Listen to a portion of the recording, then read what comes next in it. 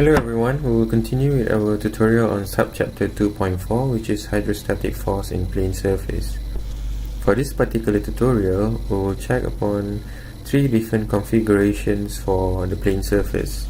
Number 1 is tilted surface, number 2 is vertical surface, and number 3 is horizontal surface. For hydrostatic force, we have to calculate the resultant force for each surface. This can be denoted as Fr. The resultant force is a force acting on a plane surface and is equal to the product of the pressure at the centroid of the surface and the surface area. So the centroid of the surface should be here, and we denote it as Cg, here also as Cg, and here also as Cg. And its line of action will pass through the center of pressure. The center of pressure will be here, Cp, here Cp, and here Cp. So this is your Fr acting on the center of pressure, and here is the Fr acting on the center of pressure, and here also the Fr acting on the center of pressure.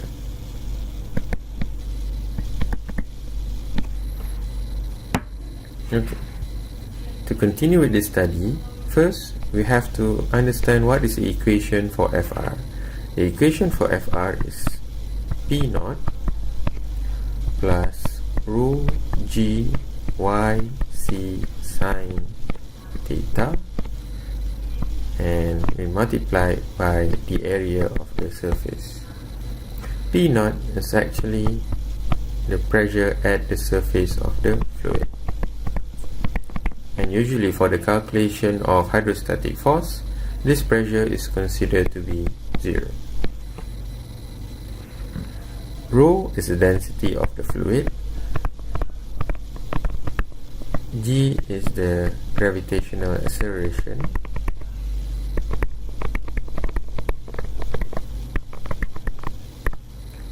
yc is actually the distance between the surface to the Cg, and sine theta, theta is the angle that we have on top of this picture. In order for us to find what is the yc for this particular study, the yc is equal to s plus d over 2. S in this equation represents the distance between the tip of the plate to the surface of this liquid. So it is S. If the tip of the surface is at the surface of the liquid, the S will equal to 0. But for this picture over here, we can see that the tip of the surface, the tip of the plate and the surface is having a distance over here, so the S will not become 0. The B over 2 over here is representing a rectangular surface. We have a rectangular surface over here. B over 2 represents where the centroid of the rectangular surface, and it should be half of the height. So it will be B over 2. If the picture is a triangle, or the surface is a triangle, the centroid will be a bit lower over here, so it will be 2B over 3. And if the surface is a circle, the centroid will be in the middle, and the distance will be D over 2, or the radius of the circle. Next, when we find the yc, we will be able to find or to calculate the yp for this picture. The yp is the distance between the center of pressure to the surface of the liquid. So the yc for the tilted surface is here, yp is here. For the vertical plate will be here and here.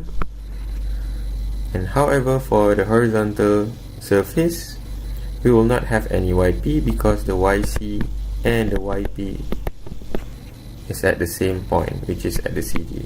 So CG and CP is at the same point. To calculate YP, we have to use the equation YC plus IXXC divided by YC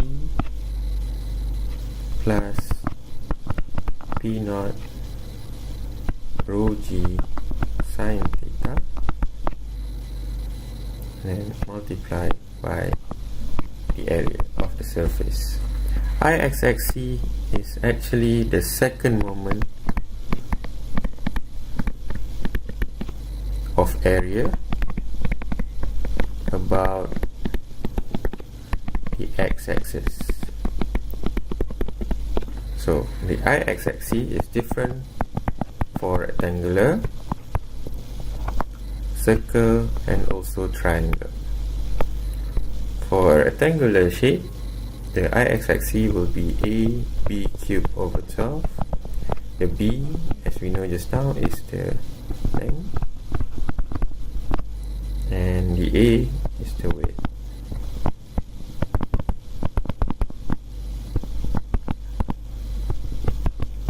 Okay, for a circle, it will be pi R4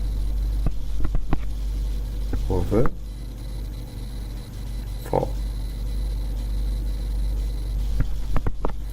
While for a triangle, it will be AB cubed over 36.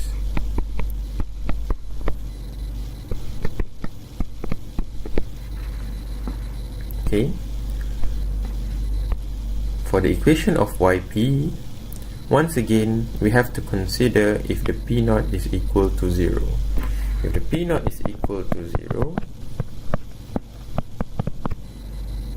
it will mean that the equation will change into YP equals to YC plus IXXC divided by YC multiplied by A. So the whole P naught over rho G sine theta will equal to 0. And the equation for the resultant force will also change into rho G YC sine theta E. The area for this particular study will also be different between rectangular, which is going to be AB, triangle would be AB over 2, while for a circle would be pi r squared. The difference between having a tilted condition, vertical, and also horizontal is based on the angle of the study. For the tilted condition, the equation for FR will stay as rho G YC sine theta V, and YP will equal to YC plus IXC divided by YC. For vertical, the FR will be equal to rho G YC sine 90 degree A.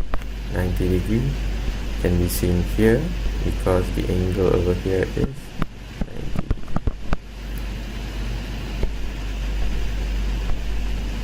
And this will equal to FR equals to rho G YC multiplied by 1 A, or rho G YC A. So we can see that the resultant force is simplified because sine 90 is equal to 1. However, for YP, the equation should be the same because the angle is not playing any role in this equation. Okay, for the horizontal, because YP is equal to YC, so the FR should be having the same condition as the vertical, which is YC sine 90 degree A,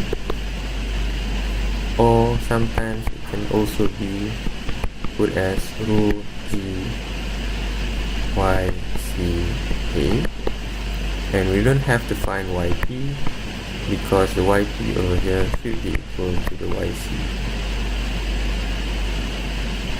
By using this equation, you will be able to find out all these three configurations, and hopefully all of you will be able to calculate the YP and the FR for each condition, and because the resultant force or hydrostatic force is purely based on finding FR and also the center of pressure. For those who do not understand why CP is lower than CG, it is actually because the center of gravity will stay the same even though it is underwater or out of the water. However, for the center of pressure, as we go deeper inside the water, the pressure will increase higher.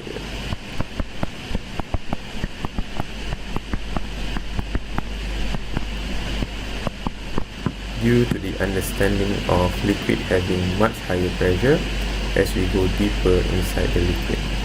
So in this particular situation, the weight will be much higher at the bottom part of the surface. So because of that, the center of pressure should be lower than the center of gravity. That's all for today. See you next time.